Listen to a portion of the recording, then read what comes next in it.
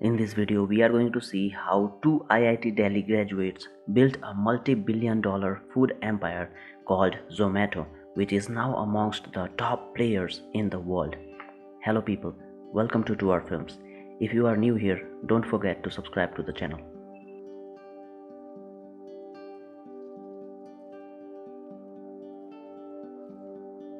Two IIT Delhi graduates, Deepinder Goyal and Pankaj Chadda, are the minds behind the incredible success of Zomato. Deepinder Goyal was born in Punjab, India. Growing up, he didn't have much exposure to the internet. As he grew older, it was time for him to decide what he wanted to do with his life. In India, medical and engineering are two of the most common ways for a person to go. Deepinder's elder brother was in a medical school and was about to become a doctor.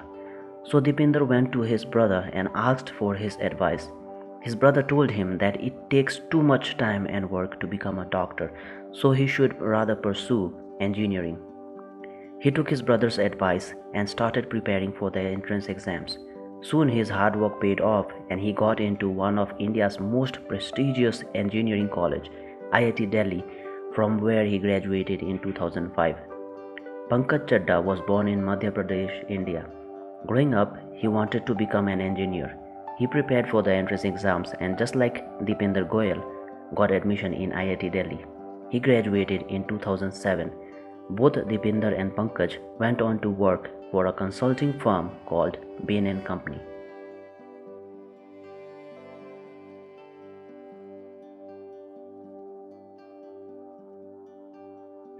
Just like most successful businesses, it all started with a problem. While still in college, Deepinder had trouble ordering pizza from his hostel in the college. He found the process to be complicated, so he decided to take the matter in his own hands and solve this problem. He, along with his friend named Prasoon Jain, founded a company called Foodlet in 2005. It allowed people to easily order food online. However, it failed to take off as a very limited number of people had regular access to the computers and internet in the country at that time. In 2008, while working at Bain, just like any normal day, Deepinder went on for his lunch break. He saw that there was a long queue of people who were waiting to order food near the area where the phone was kept. They had menu cards kept there, and people would choose the food items and place an order through a landline phone. Remember, mobile phones were not so accessible back then. Deepinder saw that he could make their lives a bit easier.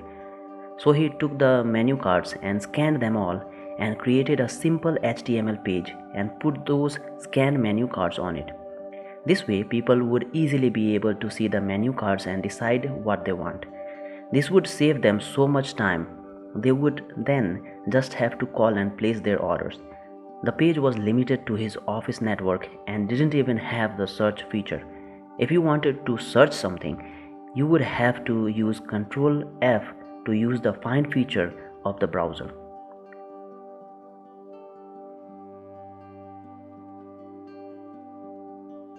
He named the company Foodie.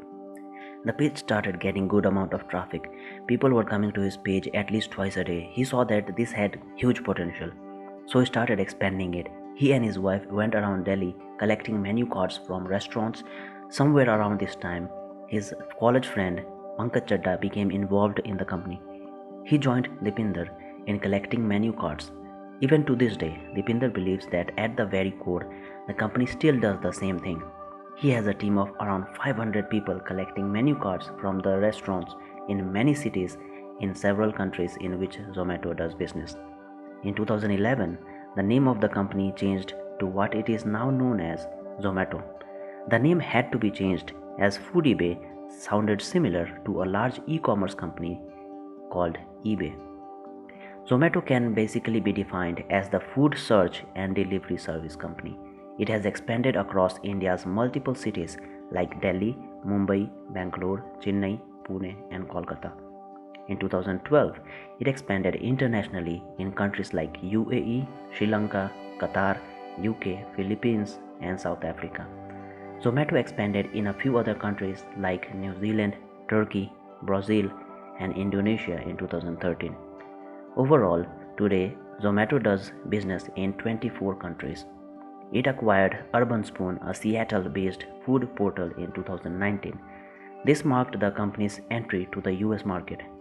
It is now competing with the international players. In April 2020, Zomato launched grocery delivery services in more than 80 cities in India due to the rise in demand for online grocery.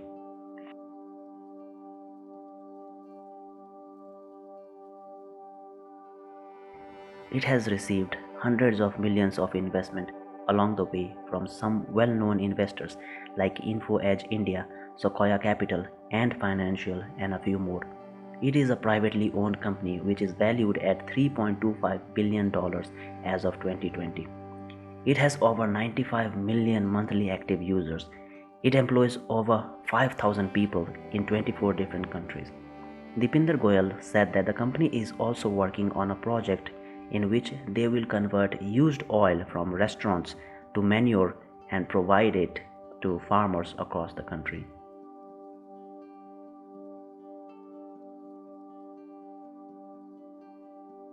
Dipinder Goyal plans to take Zomato from 100 million orders a month to 300 million orders a month. He plans to make India outpace China in the food delivery business in the next few years. He plans on expanding Zomato in as many countries as possible. He believes on planning for only 3 months at a time. So that's all the information we have so far about the company's future plans. Now we are going to see some interesting facts about the company. Number 1.